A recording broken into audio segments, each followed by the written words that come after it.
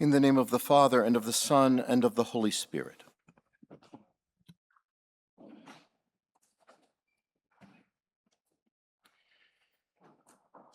On one of those cool days that we had a few weeks ago, those pleasant days, a friend texted me and asked me if I wanted to take a walk. So we took a walk and we caught up. Then, as we walked down here along the river, he slipped this into the conversation.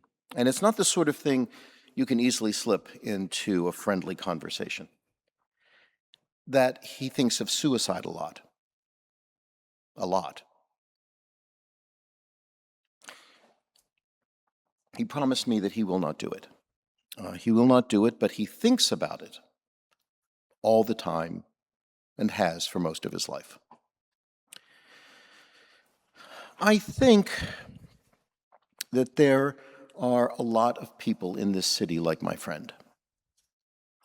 I mean, I don't know how many people think of suicide. I don't know that, but my gut tells me that there are a lot of people who do not think that they're worth very much at all, that they're negligible. It's not all the time for most people. I don't think most people all the time think of themselves that way. Maybe not even often, though for some people, like my friend, it is often. But I have met a lot of people who find themselves again and again wondering just what they're worth. Just what they're worth. What's crazy is I don't understand this thing with my friend. I clearly do not see him the way he sees himself. It just doesn't make sense. He's successful, and no wonder he's successful. He's smart and kind and personable. He has a lovely family.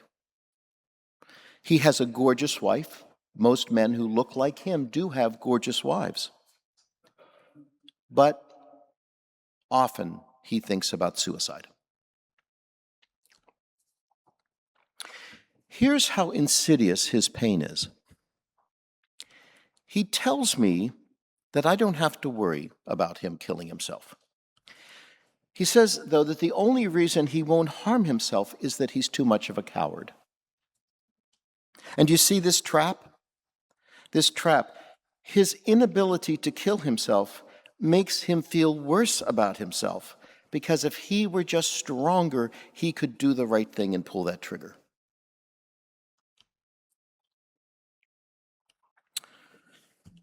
So, I wonder how many of the people down the hall in our buildings, or the strangers who sit across us on the train, or our office mates, or the cab driver, or the waiter, I wonder how many of them, the people we share this city with, are just like my friend. And I wonder how many of the people, our sisters and brothers, I wonder how many of our sisters and brothers, the people we will stand with right here today at the Lord's table, I wonder how many of them sometimes wonder if they're worth anything. Or for some of them, maybe more than sometimes.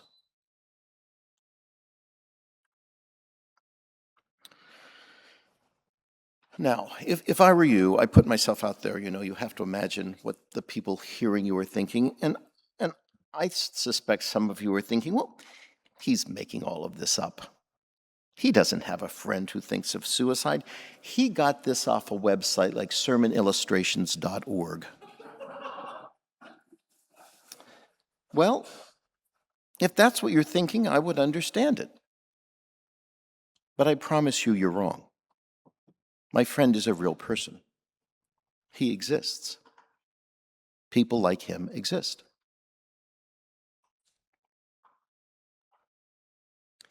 It's amazing that my friend, with all he has going for him, feels this way. It's amazing, but I'll tell you what's even more amazing.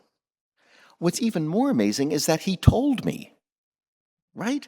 Because we're not supposed to admit to one another how futile life seems sometimes. We're not supposed to give that away. And usually we don't.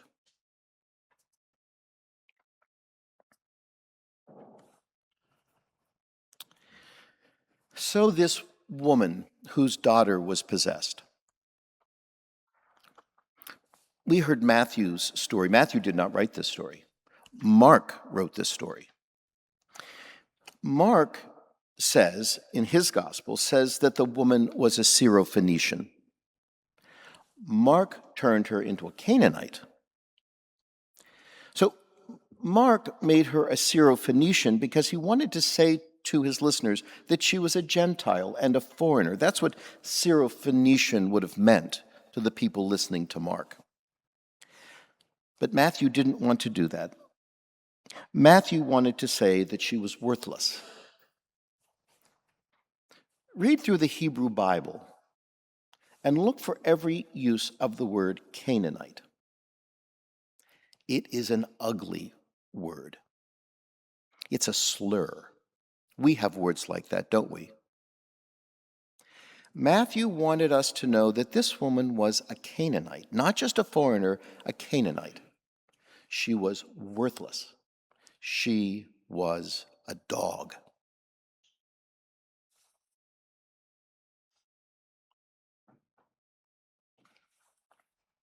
And Jesus. And Jesus and the dog met. And together, they said it out loud. They admitted what people thought of this woman. And speaking the truth out loud was the beginning of her discovering her worth, of her daughter reclaiming her worth, of the demons that had control over their lives being sent back to the pit where they belonged.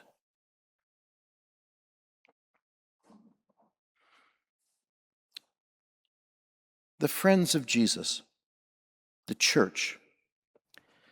The church is not a place for people who think they're good enough. The church is a place for people who, at least some of the time, feel worthless. And the church is especially a place for people who most of the time feel worthless. It's a place where people like that can tell the truth and meet other people just like them. The church is a sort of a human dog park with a cross on top.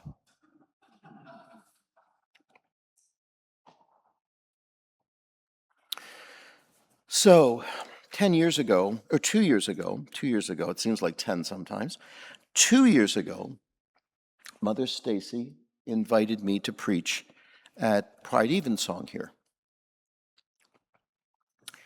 And I told a story about myself. I told the story of how I was wandering churchless and bereft here in New York City. And a friend sent me to St. Luke's almost 35 years ago. But what I didn't tell was the story of my first Maundy Thursday here in this wonderful place, 9 months or so after I first walked through those doors. So my first Maundy Thursday at St. Luke's. There was the Mass. Then there was the meal in the school. And then there was the watch at the altar of repose in that chapel right back there. And in that chapel, that night, Jesus tore my heart open and filled it with such gratitude that I can almost feel it today, all these years later.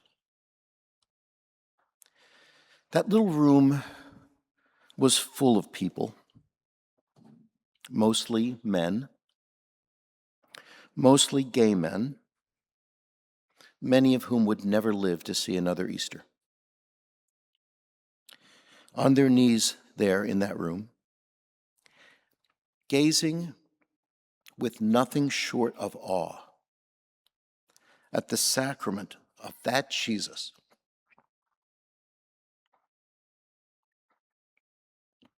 who millennia ago had met that tormented woman, that Canaanite, that dog.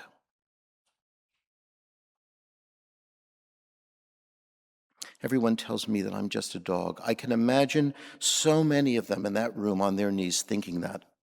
I'm gay, I'm dying of a sexually transmitted disease that terrifies everyone. I bear the contagion. My government thinks I'm a dog. My religion thinks I'm a dog. My family thinks I'm a dog.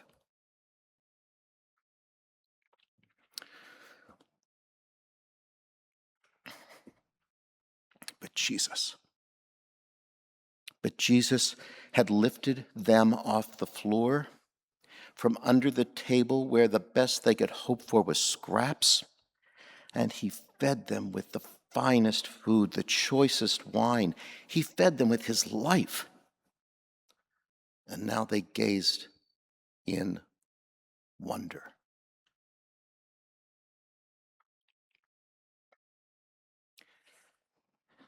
You know the hymn. You know this hymn. I heard the voice of Jesus say, "Come unto me and rest. Lay down, O weary one, lay down thy head upon my breast." I came to Jesus as I was, weary and worn and sad. I found in him a resting place, and he has made me glad.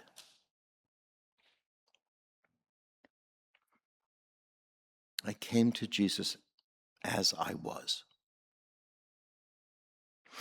You know, the wounds people carry, the demons, the burdens that make them feel no better than dogs,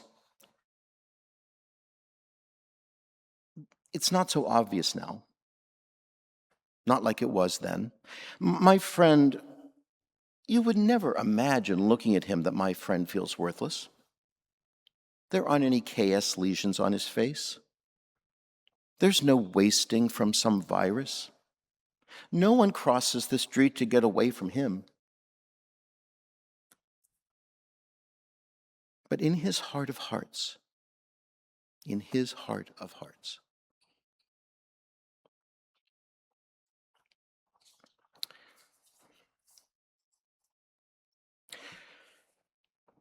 I took a very long time ago, I took a workshop on how to do a job interview, not to be interviewed, but how to do the interview, how to be the interviewer. I don't know how many of you have ever been to these sort of self-help business workshops, but I find that to be generally useless and sometimes just irritating. But there was one tidbit from that workshop that really stuck with me. The best way to predict the future behavior of someone you're interviewing is to consider their past behavior. That's very logical, isn't it? So if you ask a job interviewee what they would do in some theoretical future circumstance, some purely theoretical thing, they'll tell you what they think you want to hear, but it's all science fiction, because who knows what they're actually capable of? It's all in their heads.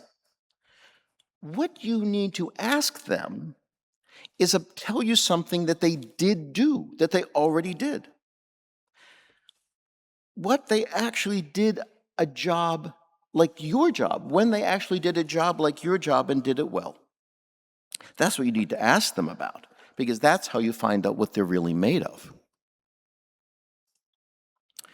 So I say to myself, can St. Luke's do anything for people like my friend?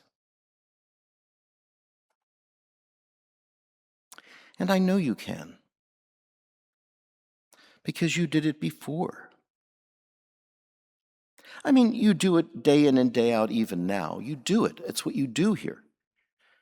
But there was a time when sitting people who all their lives had been told that they were no better than dogs, there was a time when sitting people like them at that altar, it consumed you. and it was a wonder to see. I am the witness of the wonder.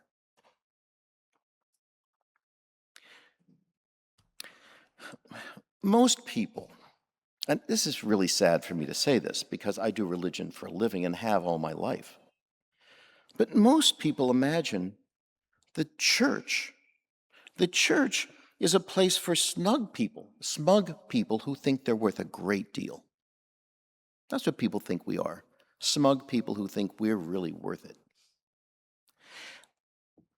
Most people do not think the church is for people who feel like dogs sometimes.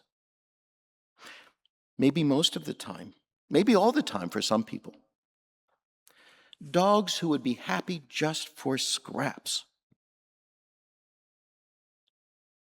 But that's not how it is here. Because here,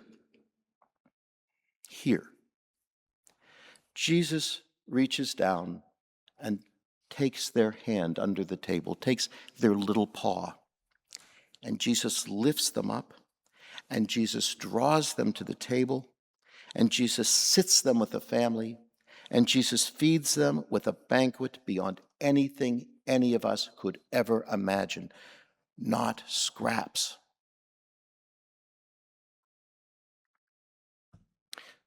My friend, people like my friend, people maybe like you, I don't know.